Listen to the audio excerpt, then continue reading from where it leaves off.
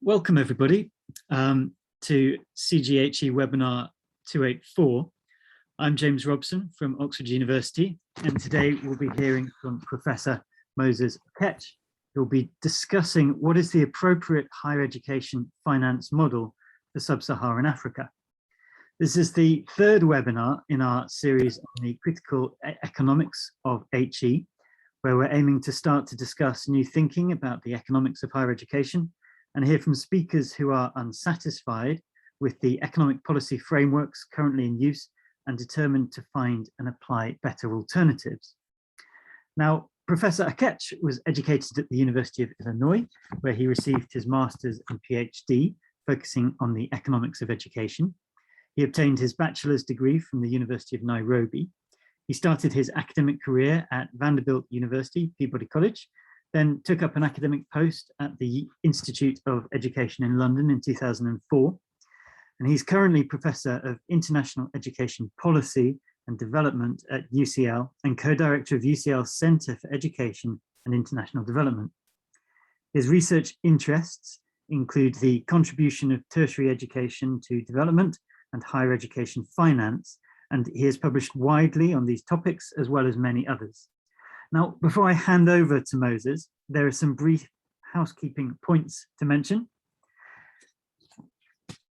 This webinar is being recorded and will be posted online on the CGHE website tomorrow morning. A transcript of the chat function conversation will also be posted. Please keep yourself muted unless you have been asked to speak or ask a question. There's no need to have your video on during the webinar, but please do so when asking a question. We recommend using the speaker view so you can more clearly see who is talking. To ask a question, use the chat function and write out the question you wish to ask. At the end of the presentation, if your question is selected, you'll be invited to ask it yourself directly. When invited to ask your question, please unmute yourself, switch on your video and state your name and where you are from. Now, I'll pass over to Moses for the webinar. So Moses, the screen is yours. Thank you very much, James, and thank you to Simon as well as the Center for Global Higher Education for inviting me to give this webinar today, and thank you all for finding the time to join in the discussion. I've been preparing for this, and I was torn between presenting a much more data-driven, high, dry presentation, but also or a contextualized one, which gives the journey of higher education in sub-Saharan Africa. I just have to say it's not econometric presentation, so I don't have the data to do that. But I think I should start by trying to share my screen so that I can sort of highlight some of the key points that I want to talk about today. The main aspect to think about, I'm trying to share my screen here, it's not showing me, I don't know why. Let me go back here and see if I can do that. View here, full screen, and share the screen.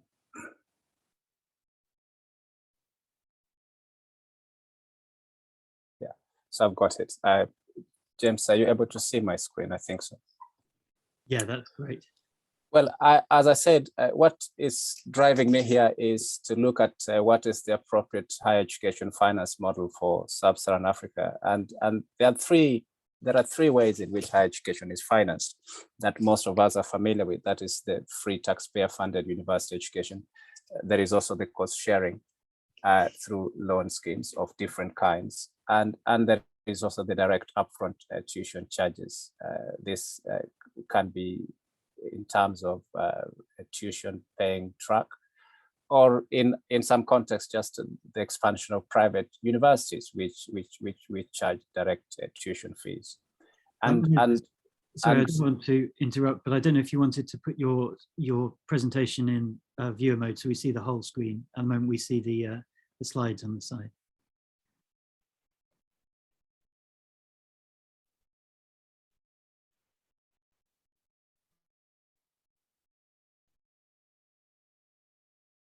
Okay, is that helpful? Is that better, James? I thought I put you on viewer mode. Okay, I can't hear James. Anyway, are you able to see it on a viewer mode, James? I can see it right now. Sorry? Okay, great. Okay, so these are the three modes of higher education finance that are common also in sub-Saharan Africa. But let me just give you a bit of the context, because I really want to focus on this conceptual framework, which looks at the human capital theory life cycle, which includes market earnings. It does include non-market benefits, social benefits to others, including future generations, as well as how these are relevant for sub-Saharan Africa. This is the conceptual framework as it is, and it's important to talk a little bit about the context of this. And when African countries established universities in the 1960s and early 1970s, the consideration included what Gary Baker referred to as the cultural aspects of human capital, as well as the economic ones, to be the driving force for free university education. To these newly independent African countries, university was a symbol of independence, the same way they considered a national flag or an airline. So this is quite discussed very well in a book by Ajay Goma. It just tells you how the position of the universities was so instrumental for these countries during their early formation stages as sovereign nations. Culturally, universities were centers for debate. In Uganda, for example, Makerere was a clear case where such debates took place regularly between political elites and the academics, and about what an independent African nation was supposed to be, or what the ideals of an independent African nation was. I mean, inevitably, with time, the political elites became intolerant to such debates and demanded complete control of university education, or in some instances, they co-opted those academics who were considered less critical or radical into government, while the ones who were much more critical, some of them were basically jailed for manufactured reasons, for wanting to topple the government, or for inciting students, and in extreme instances, some were tortured and even killed. So actually, it was a turbulent moment for these countries.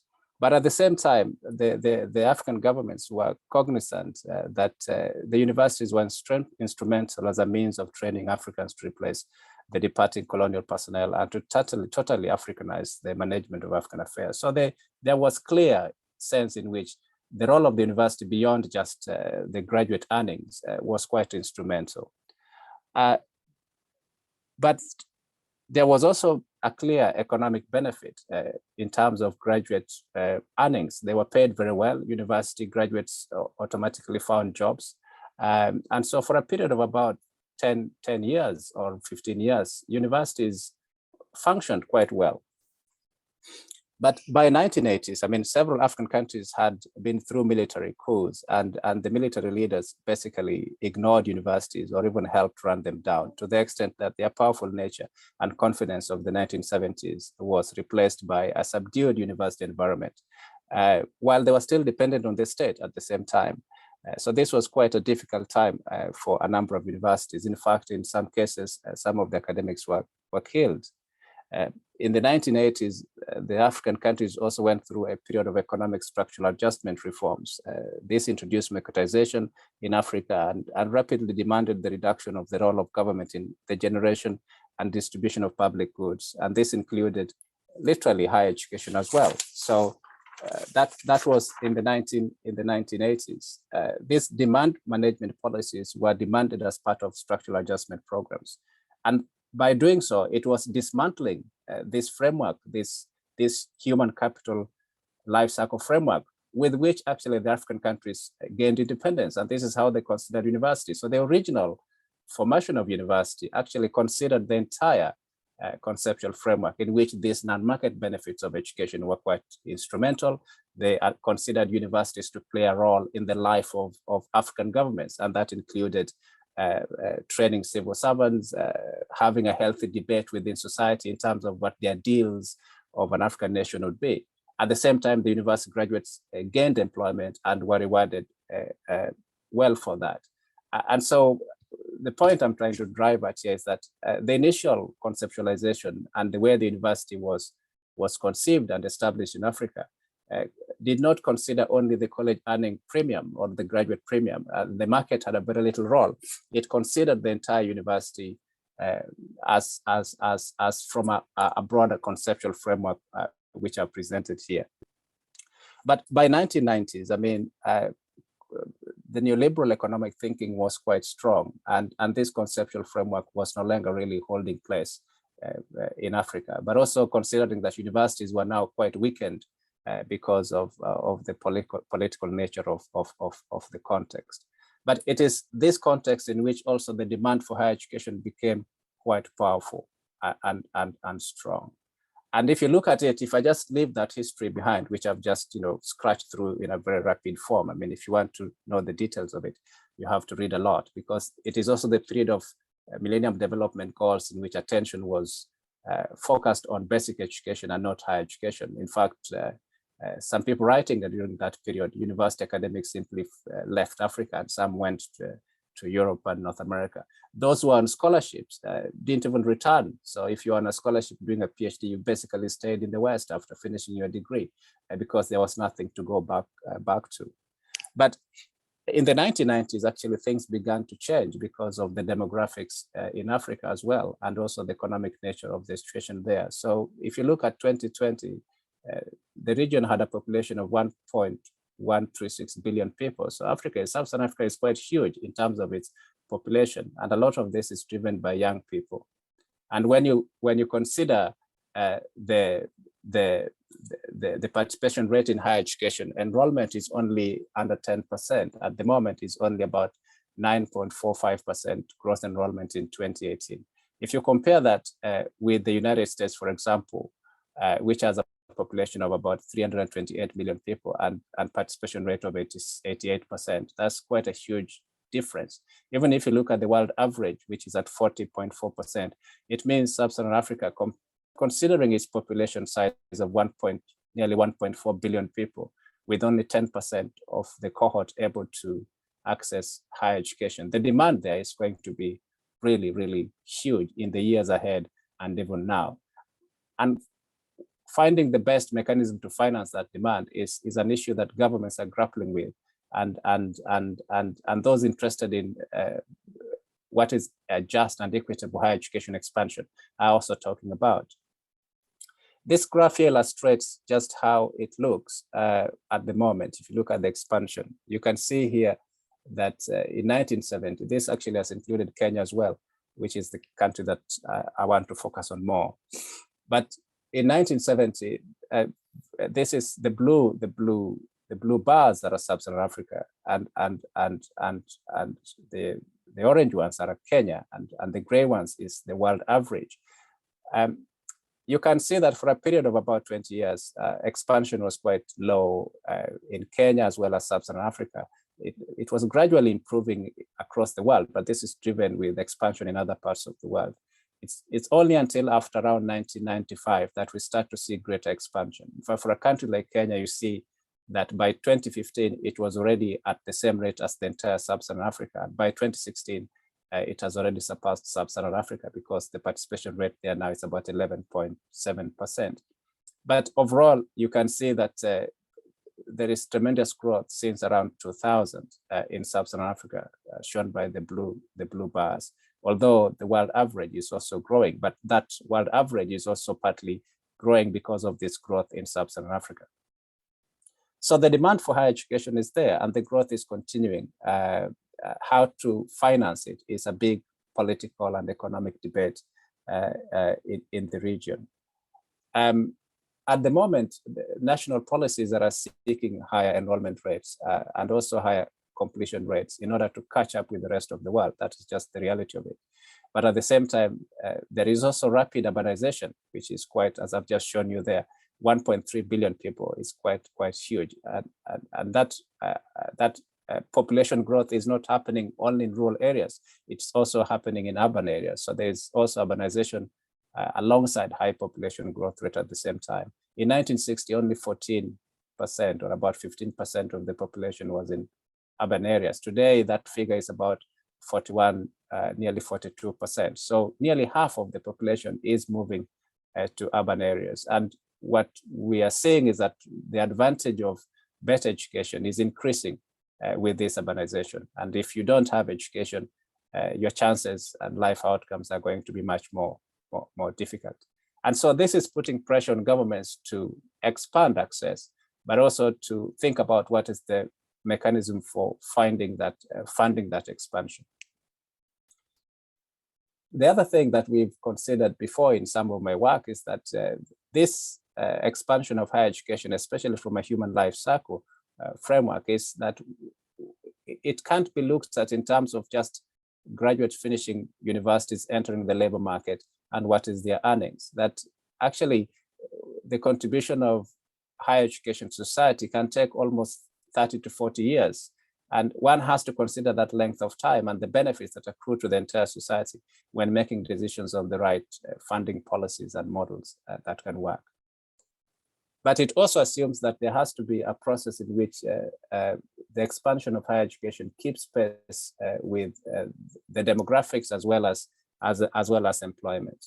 And what we see in sub-Saharan Africa is a large informal employment sector, which has got implications for taxation, because these informal employment sectors means that you don't have a taxation mechanism through earnings by which you can be able to know how much a graduate has made, and therefore, how do you apply a scheme that enables them to be able to pay back if you had a loan mechanism. So the nature of the informal sector of sub-Saharan Africa is also an issue to consider. But besides that, also one has to consider eventually in the long run that these non-market benefits are very important in thinking about a higher education framework in any particular context.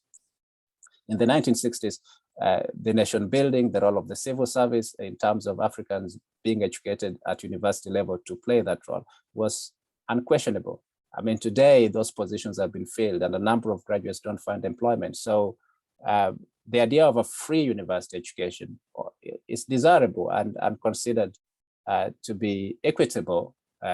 In reality, it is not for a lot of governments, and they just don't have enough resources, they think so, to be able to cater for hundreds of millions of young people who want to go to higher education. They have to build these universities, and then they have to find mechanisms to sustain them in terms of financing. So the demand and the pressure on higher education in sub-Saharan Africa is quite challenging actually for a lot of governments, because this is not going to be something that will be addressed quite quickly. It's something that will probably carry on for another 15 to 20 years. This figure here just shows you the pressure on young people. If you look at the world totally, I mean, sub-Saharan Africa, the blue line, or Africa generally, the blue line will still command the highest share of young people between the ages of 18 to 23, which means that the demand for higher education is not going to go down anytime soon. It will carry on and increase to be very high. How to finance it will become a major issue in years to come. But the way to finance it also depends on the economic performance of African countries. So while the demographics clearly show there that the population is high, the demand is going to be high, but the way African economies perform is also going to be crucial in this debate. And this graph here actually shows that African economies have not really performed terribly badly. I mean, if you look at 1960s where they were, if this is in trillions of dollars, by 2020, they were almost $1.8 trillion, and though it went down to $1.7 trillion, African countries are not poor as such. There is tremendous wealth in the region, shown by this growth in the economy. Some of it is also driven just by young people who are able to participate in the economy, but also some of it is driven by natural resources. But it does show that there is resource, or at least there's a resource base that can support some element of higher education financing and can support some element of that model, whichever is chosen, of financing higher education. So generally though, given all this context of what I've just tried to explain, the papers that I read and some of the writing that I've done myself indicates that although free university education is desirable and considered to be the means by which you can have an equitable and just higher education, just like many other parts of the world, it's become very difficult and unattainable because it failed to expand access. And so some of the countries decided to introduce different mechanisms of funding higher education. And Makerere is a good example that started this in the 1990s when marketization also became very strong through liberalization, as I said. These were introduced through structural adjustment as recommended by the World Bank. So in 1992, Makerere was having, this is typically free university education. This is this bar here, which is the black bar. By 1993, introduced a track model, which is those who pay the full economic cost of higher education. So it introduced parallel programs. So one group goes to university, that are fully funded by the government, is a free university education. And then another group in the same university are paying the full economic cost. And you can see that over a sudden, very quickly, the university began to rely completely on the private students. This parallel track that is paying the full tuition fees by 1998, and even today, it's about 70%, I think, of Makerere. I need to get the most recent data. I was trying to look for it.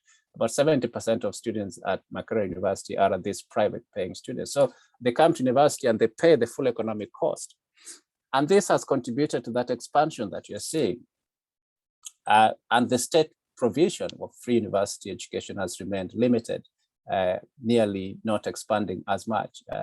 And this is replicated in other African countries as well. And this is the model that has become quite dominant in a number of countries. And as I said, it involves a parallel tuition paying track while maintaining free higher education for regularly admitted state-funded students.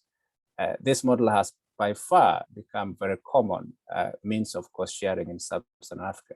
I mean, Bruce Johnston has written quite extensively on cost sharing in a number of countries, including the ones in sub-Saharan Africa. And he thinks that, he argues that this model, like the one that Makerere is pursued, and Kenya also pursued it, I'll say that later on, preserves the political appearance of free university education while also allowing the market to play a major role in the public sector. So if you look at here, clearly, the market is playing a major role here in the case of Makerere, which is a public sector. But at the same time, it is preserving the idea that some students are still being admitted and educated through a government free university education support.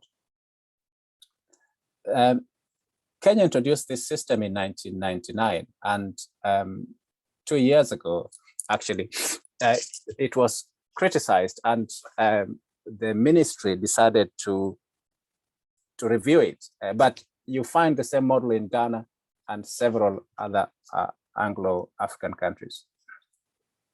So I want to shift that and just talk about the case of Kenya briefly, but I think the main model that I wanted to highlight is this model that has become very dominant in a number of countries, that free university education funded by the state is no longer a common feature. There is an element of cost sharing in a number of the countries in sub-Saharan Africa. And the model of cost sharing is taken this form where you've got a parallel track system with one group of students who are paying the full economic cost and another group of students who are supported by the government. If I take the case of Kenya, I mean, Kenya has had a loan scheme for a very long time. In 1974, there was a loan scheme that was introduced. That is very, very many years ago. But it didn't function quite robustly. So in 1995, a new scheme was introduced, which was much more robust. And this was called Higher Education Loans Funding Board, which was by Act of Parliament. And a proper cost sharing actually then began by 1991. So at the moment, students in Kenya pay a fees of about $1,000 or slightly more than $1,000. It's 100,000 shillings, 120,000 shillings. 70,000 of it goes to the university straight, and then 50,000 is given as a loan to the student, and they'll have to repay it back later on. And this is dispersed through this Higher Education Loans Board. and the maximum a student can get is 60,000 per year. And that covers part of it. They have to pay a certain tuition to the university on top of the 70,000 that has gone, but also for maintenance at the university. These are for the students who have been admitted through government sponsorship. There is also a parallel track similar to the one in Makerere that admits students. But as I've said, over the last 2 years, the Kenyan government has been reviewing this because there's been a lot of concern that the parallel program has diluted the quality of education in the country. This parallel was introduced in 1999. At the moment, about 650,000 students in Kenya are supported through a cost-sharing model. So there is no longer completely, totally free university education. I mean, there was never one. You can see since 1974, there was a loan scheme there that had been operating. So while we think loans are quite recent in Africa, actually loan schemes have been there for many years. They've just not been effective enough, and there hasn't been much research to understand how they function or how they can be made sustainable and effective. The problem with the Kenya loan scheme is that recovery rate is quite poor, and for a number of reasons. I mean, one of it could just be the fact that graduates don't find good jobs so that they're able to pay them. But the other reason before was simply just that the mechanism for recovery was not there. So even those who worked in government where the deductions could be made easily, there wasn't a system to do that. So the recovery has been poor, it's been growing. So the outstanding balance has just been growing from 1970. It was a little, it kept increasing. But this increment is not simply because the money is not being recovered. The increment is also because the number of graduates who are supported through the loan scheme who go to university has also been increasing, but the recovery rate is quite low. So they end up with this loan for a long period of their time, and it's never written off. Through the help, though, since the help came into effect, they've been trying to improve the recovery rate for the loans to make it sustainable. So you can see on the orange line bars here, this shows recovery, and there's a bit of improvement. I mean, since 2014, this is a shorter period of time, but it shows that clearly there is now what you can call a functional loan scheme system, whereby students are able to get the loan through the government, and then the government is able to do recovery of that loan. It's not perfect. As you can see, the recoveries and disbursement, the gap between them is quite big. So it means more money is going out than can be recovered. And therefore, there's always going to be a shortfall to make it a revolving fund that can be sustainable. But this is the mechanism by which the Kenya government is now financing most of its education. The parallel program is under review quite considerably because it weakened universities, and there's been a lot of concern about it. And so a lot of students all students who now qualify to go to university are admitted by the government and are offered this loan at the point of use, and the recoveries through this mechanism. And overall, higher education has expanded even in Kenya. Actually, you can see in the 1970s, this might, I hope you're able to see it, when it was nearly considered to be free because the recovery rate was quite poor. The expansion wasn't great. So until 2000 is when things picked up quite fast. But by 2000, a lot of this growth was driven by this dual track parallel program like the one in Makerere, but also this availability of loans. So part of this narrative seems to suggest that actually the idea of loans and the idea of some kind of fees is not prohibitive for expanding access. It can't possibly expand access. It has to be managed on who actually is gaining access. But the whole picture that in order to have expansion and equitable and just higher education system, it has to be totally free, paid for by the taxpayer. The narrative in sub-Saharan Africa and Kenya in particular is more or less similar to what you're seeing in other contexts, that actually, yes, there is an element in which introducing a fair, manageable way of cost sharing can actually improve expansion. And you can see here the yellow dots does indicate that expansion has been going up rapidly over the last 2 decades. And this is also a period in which there's been a cost sharing mechanism as well as the introduction of a fee-paying track into the universities. Whereas if you compare the period in which it was considered free, sort of expansion really didn't occur, this remained a very elite institution that was funded largely through the taxpayer, but in which the children of the poor hardly got access into. So there are some challenges, though, even at the moment. One of the challenges is that the population is just growing very rapidly. So the Kenyan economy has to grow very fast in order to support this growth. The second is that just the amount of money that is disbursed by the government is inadequate. So the government is able to allocate only about 60%. The other 40%, according to this Higher Education Loan Board, they have to distribute the little they have across a large number of young people. So there's a shortfall of 40%, which is a huge amount of money. There is an interest there of 4%, whereas the cost of the fund is 80%. So which means this is not really a revolving fund. It's going to be difficult. So that recovery will never keep pace with disbursement, given the way these cost structures here work. So has this helped with the issue of equity? I mean, that is the major concern with any of these financing models, that which one is equitable, sustainable within the context. I mean, Kenya is very unequal in terms of higher education participation. This graph here from the World Bank analysis does show this. I mean, if you're if you're in the fifth quintile, which is the wealthiest group, you are 49 times more likely to go to higher education than somebody who is poor. So, I mean, you just take 9.8 divided by 0.2. So you only have a 0.2 chance if you're a poor person to go to university. And this sometimes raises the question, why should this poor person pay the cost for this wealthy person to go to university when you talk about taxpayer-free university education?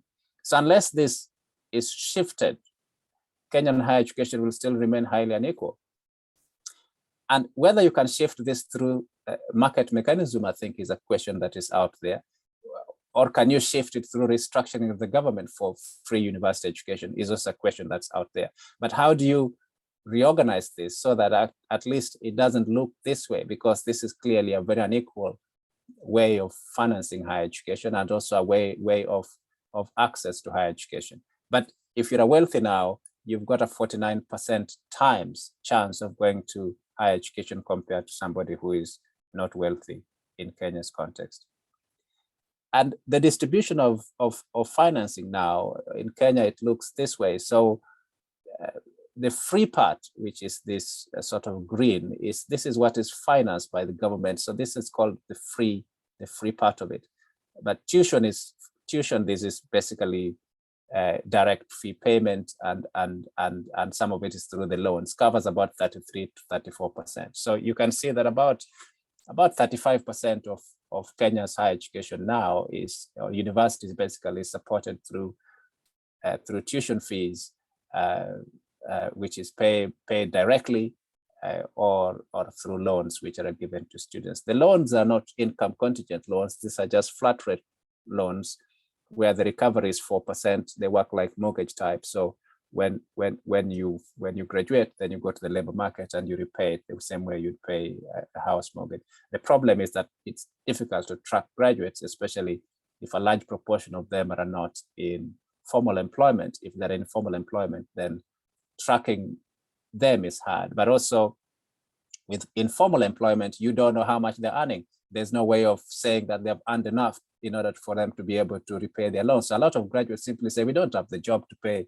the government back for the loans that we took for higher education. So it complicates the whole scenario, although clearly you can see there's a mix now of tuition fees and public free budgeting going into higher education. The aspiration for Kenya is to keep improving, and Kenya is right now at about 11% in terms of participation rate. It aims to reach an upper middle income country participation rate. Whether that will be possible, I'm not sure, but that is 52%. But you can see here the participation of middle income countries around 24%. Kenya is right here at about 11% today. So whether this will be possible to be financed through the current combination of tuition fees plus loans plus direct government subsidy is an issue that the government will have to grapple with. But clearly, with a population of about 52 million people and a participation rate of 10%, there is room there to expand tertiary education, probably to 24%, but it's going to take a lot of resources from the government. Remember also, there are other competing demands for resources.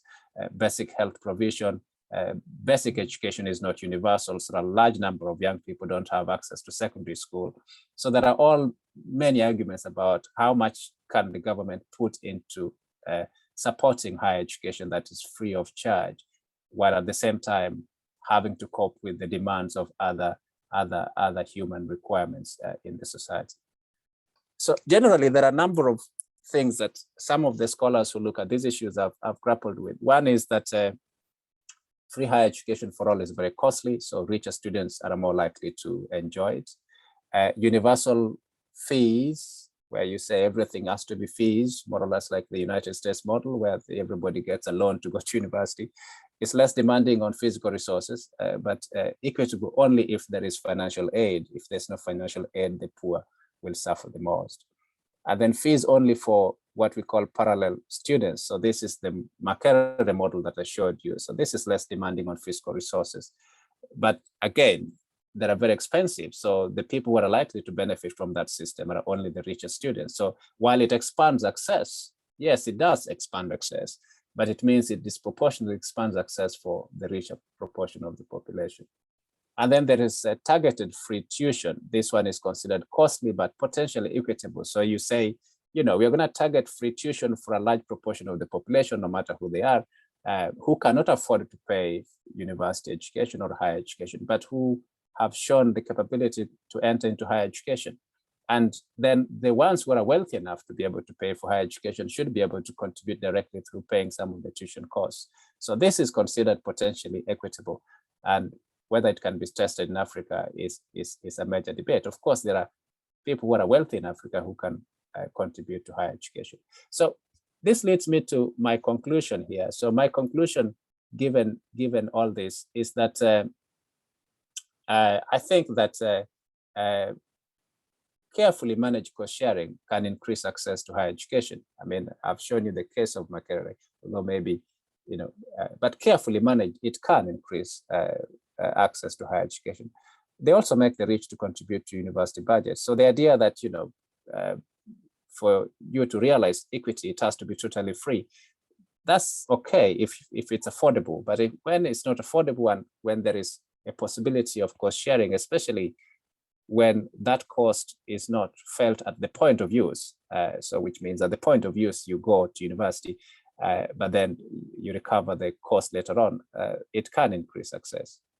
The Kenya context shows that cost sharing through a loan scheme has to be adequately funded in order for it to be effective. So at the moment, I've shown you that in the Kenyan case, the loan scheme is not adequate, and even the higher education loans board has said it's not adequate. So you have to have, for a loan scheme to work, it has to be adequately financed.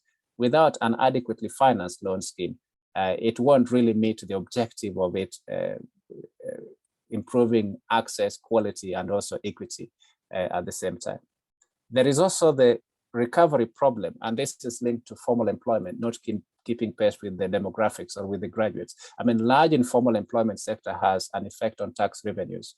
So how do you design a financing model that takes that into account? How do you deal with that when graduates say, well, I'm willing to pay, but I don't have a job. So how do you expect me to pay back the loan? So these are issues that a country has to grapple with. My own suggestion, based on at least what I've understood from some of my research on higher education finance in the region, is that there is a possibility that some income contingent loans, which take the form of a percentage of earnings and written off after, say, 25 years, considering life expectancy of the country, can be relevant in the case of Kenya. So you say, look, if people live for 65 years, if you're a graduate and you graduate at the age of 24 or 23, we can have a loan scheme that is after 24 years or 25 years, if you haven't paid it off, we just write it off. And that can be a possibility. I'm not saying it is what is happening now, but that could be considered. And then I also think that in contexts where free higher education is difficult, a combination is what would work. So you have income contingency loans alongside targeted free tuition in public sector, and means testing for maintenance grants would be just and equitable in sub-Saharan Africa. The reality is that the population is growing quite rapidly, and it's going to be very difficult to have a sustained totally free higher education. At the same time, I did show you a graph that shows that sub-Saharan Africa economies are growing at 1.8 trillion. There is resources within the system that can actually be devoted towards a serious consideration in higher education. So it's not the question that money is completely not there. There is some money, but there are competing demands for these resources. I think I end there just to give you the flavor of how the situation there looks and the challenges there, and I'm happy to take any questions. Well, thanks very much, Moses. You've opened up a lot for us to think about, and that's certainly given us substantial material on sub-Saharan Africa in this series, and particularly insight into the Kenyan case. I've had to take over the chair because James Robson's internet connection has gone down. There's a high wind in Oxford today, and we think that might have been the factor which has broken his connection. So apologies for that. We've got a few people in the Q&A. I'll ask you a question first, Moses, if I can.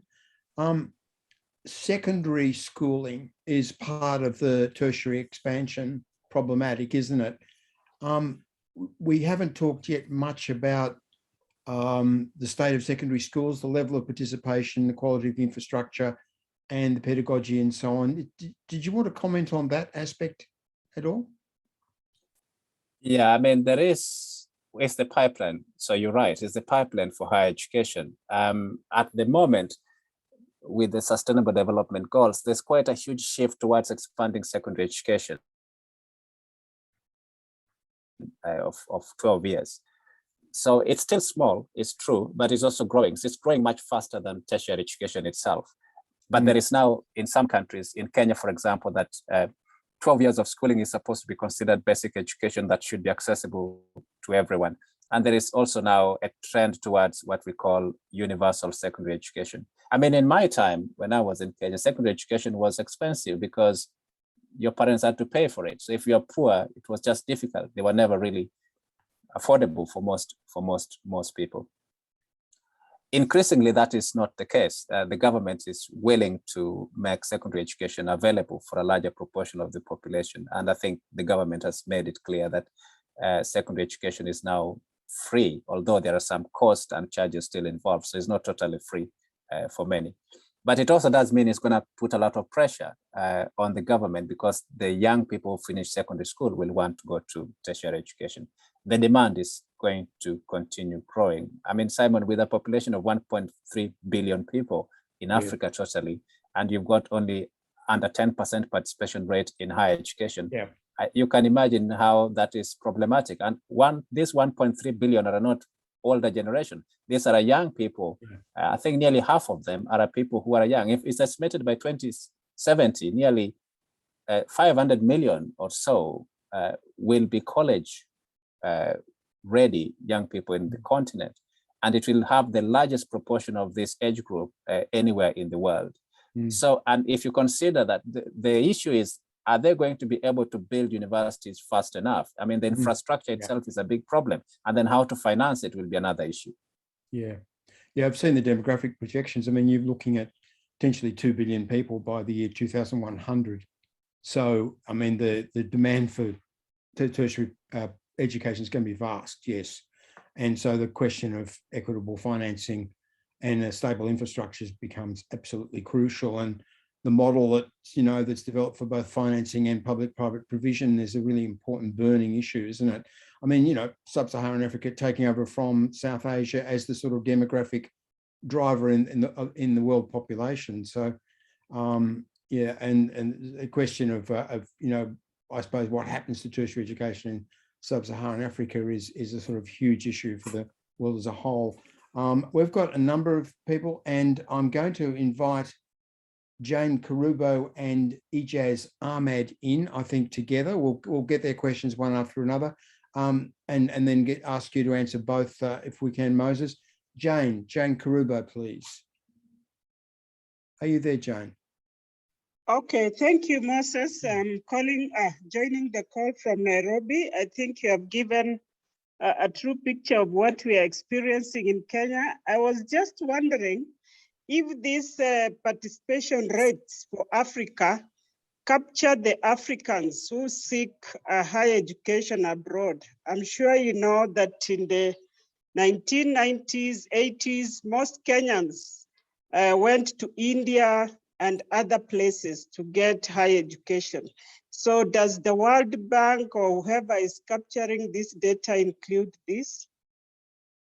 Yeah, thank you, Jen. That's a good question. No, actually, I don't think they do, but the data I think is based on the ones who are in Africa. I think, yes, there is a proportion of young Africans who go overseas, but if you look at the scheme of things, that will still be a very small proportion of the overall picture. Because, I mean, the ones who go overseas will go on scholarships if they get it. So this must be extremely very bright, and they're always very few. The others will be the ones whose families are able to afford to send them overseas. And you know, the tuition charges overseas are extremely very high. So if you just look at the total population of, let's say, Kenya, for example, about 52 million people. I mean, how many people can afford to send their children overseas? Very tiny proportion. And then if you look at the ones who gain the scholarships, they're totally very bright. You can consider how many scholarships Kenya give a year for those who go overseas. So if you look at that versus the youth population of 15 to 23, you can see it's a very small proportion. So I think the data doesn't include those overseas, but I do not think that even if you include them, it will change the scheme of things very much. Thanks, Moses, and thanks, Jane. Ejaz now, Ejaz Ahmed. Yeah, thank you, Professor Marginson. My name is Ejaz Ahmed. I'm a PhD student at University of Georgia, USA. My question is, Dr. Moses has indicated that enrollment has increased due to cost sharing during the last 2 decades. I'm wondering how the government's appropriation have changed during the last 2 decades, 2 or 3 decades, especially when African economies are growing. I didn't get the middle, how the governments have done what? I think I got everything else, but the bit about what the government, are you asking how the governments have responded? How government's appropriation or government's funding for higher education have changed during last 2 or 3 decades, especially when African economies are growing. Well, I saw the data, but I didn't include it here very much. I have the data for Kenya. I saw that. I mean, Kenya is giving nearly the same amount as OECD, about 1 to 2% or so for tertiary education. I think it's less than 2%. But that is not any different from what you might see in OECD countries. The only thing is that the size of the pie in the OECD is quite large. So 1% there is quite a sizable amount of money. It has improved, I think, but it hasn't kept pace with the per pupil cost or the total cost that is required. I did show you there the data from the Higher Education Loans Board in Kenya, which shows that they would require, I think, about 19 billion to fund the loan scheme. At the moment, they are getting about 11 billion. So there is a gap of about 40% because they think that the actual cost is about 122,000 Kenya shillings for a student to be able to be okay at the university. Right now, they're only getting around 120. So there is a shortfall. The figure that I showed about the economic growth is important because I think that is where we need to have good research which can be funded. That good research should be able to show the extent to which African economies have actually grown and how much of this growth is money that is kept in Africa. I believe most of it is kept in Africa. And if we can know that growth, then we should be able to then ask governments and compare that with the allocation to higher education and say, what is the annual allocation to higher education over a period of time? So similar to the graph that I did on access, the one that I showed you earlier, if we have a graph like that that tracks the economic growth and alongside government disbursement and alongside participation rate in higher education, then you're able to say, look, the size of the pie has become quite big over time, although the population has also grown, but you've got width here. You've got room to increase the amount of funding that the government gives to higher education. That can improve things. That funding can be either through increasing scholarships or providing greater services that make higher education enjoyable for a lot more people. But I don't have a direct answer to your question, but I think it is something that is worth exploring. It hasn't grown very much. I think it has remained reasonably stable. Kenya has kept pace, but I think, as I've shown you, there is a funding gap of about 40% according to Higher Education Loans Board. Thanks, Moses, and thanks, Ijaz. And our next question is from Diana. Diana Laurillard, I think you had two questions, but one has already been answered. Well, actually, I changed my mind. I don't think it's been fully answered, Simon. So if I can just turn to the question of financing and the problem with free supposedly being equitable, but it isn't, because of the huge return to graduates. So cost sharing is the better model because it recognizes the value both to the individual and to the economy. But then we've always had this problem with loan systems, which are very problematic in various ways. Why is the graduate tax not, or rather, I would call it an income contingent contribution, not an income contingent loan, which is what you'd suggested? You get round the problems of the loan system. I think there are other kind of accountancy issues around calling it a tax rather than a loan. But I mean, just basically, the tax system copes with inequality and equitability. So why not use that? Well, I agree with that. I mean, the evidence seems to support the argument you're saying that actually, yes, I mean, free provision is not necessarily going to expand access and is not necessarily equitable. But you have to have a labor market that is much more largely formalized for you to have a functional tax system. As I said, there's a large informal employment sector, and this has effect on tax revenues. Until the government, I think Kenya government is trying to do better in terms of this. I think more recently, the government has introduced a mechanism in which the government is saying, look, for any other government service that you're going to obtain, we need you to have a sort of a social security number. It's called a sort of a PIN, or it's they use a word there, but it's an electronic mechanism by which they capture the data of everybody. And through that data, they want to know, I think they would come to know whether you're a university graduate, whatever earnings you are making, whatever transactions you are having, and then by that mechanism, they are able to then capture the informal income stream, and then they would be able to then impose a graduate tax, whichever way you want to call it. The challenge with it at the moment is simply that a large proportion of young people in the informal sector, there's no mechanism of knowing how much they earn. And if they told you, look, and of course, there's also a great deal of unemployment. That is true. A lot of graduates are frustrated because the economic growth, although it has in aggregate happened, it hasn't kept pace with creating quality jobs for a lot of young people. So I think there is a balance there. So it's not easy for the governments to simply say, look, we want to have a graduate tax in order to make this equitable, because they just are not able to have the mechanism of doing that. You see this in South Africa as well. So it's a large growth of young people who are ready to enter the labor market, limited quality jobs, and also a greater employment in the informal sector, which is unpredictable. I mean, some of this is precarious. You might have a job today, you might have a job for 3 months, you don't have a job for another 3 months. So you can't really, I mean, the governments haven't really been able to institute a clear mechanism of knowing what is the level of income in the informal sector, and therefore how can we have a graduate tax imposed that would be able to recover some of the costs. But I do agree with you, and I mean the data also shows since the liberalization sort of cost sharing was introduced in higher education, there's been greater expansion and utilization. It does mean that there are people who are capable and able to afford higher education. At the same time, it does show that a cost-sharing mechanism can work. I think I showed you the data that shows the Kenya Higher Education Loans Board is beginning to have a better recovery mechanism. It's not recovering a lot, but you can see there is now disbursement and recovery. So they are building this gradually. I would assume in another 10 years, they'll become better at it, and they might actually have a much more functional cost-sharing mechanism in place. Thank you. Terrific. Our next question is from David Mills. Hi, Moses. Hi, Moses. That's great. Really interesting.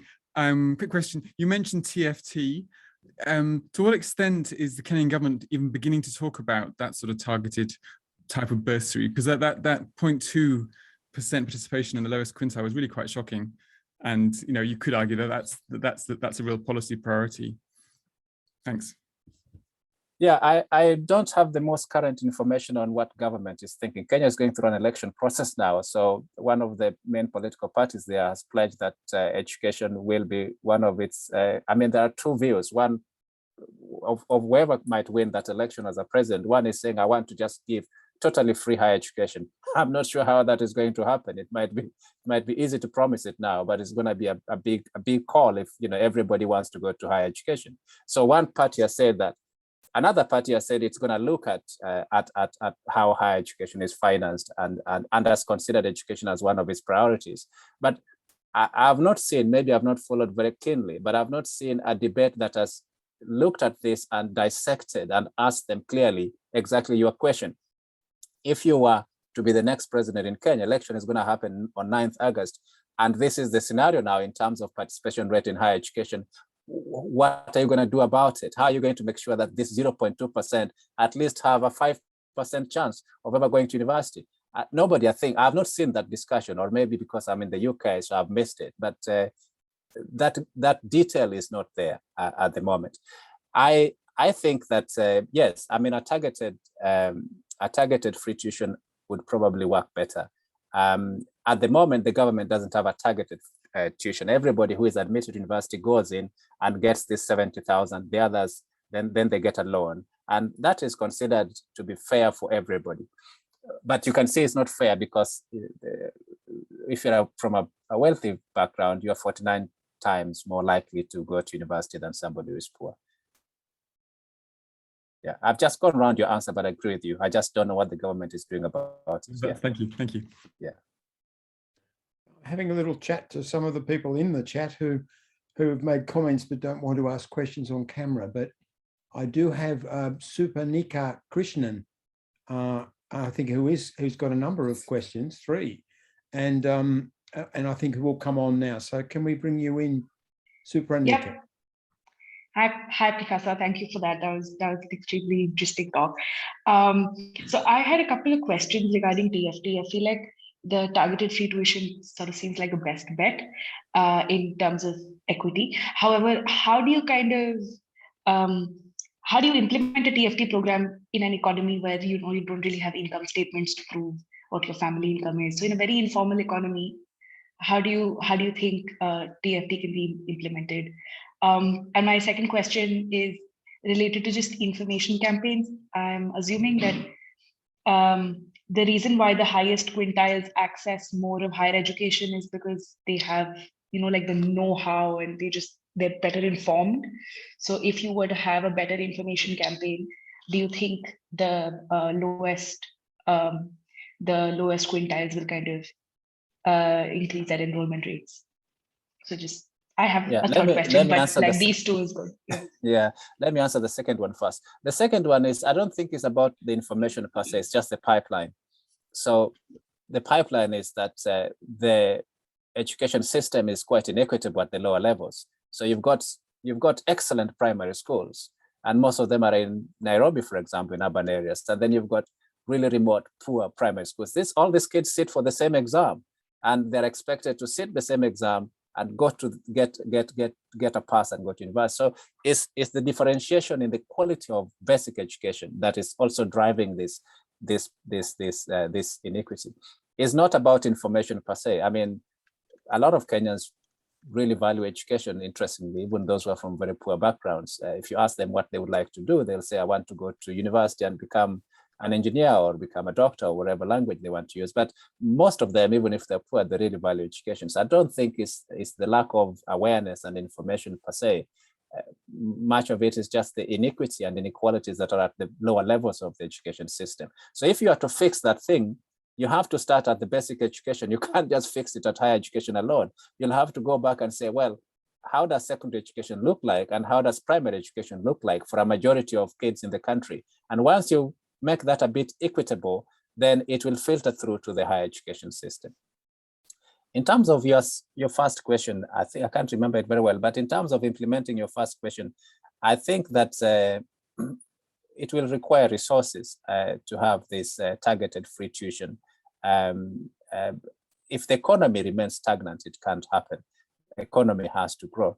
The reason I came with the reason I started with the conceptual framework was to say that higher education actually benefits everybody generally, and even future generations. But that's an argument that we always make very quickly, because we say then the government should pay for all of it and make it free.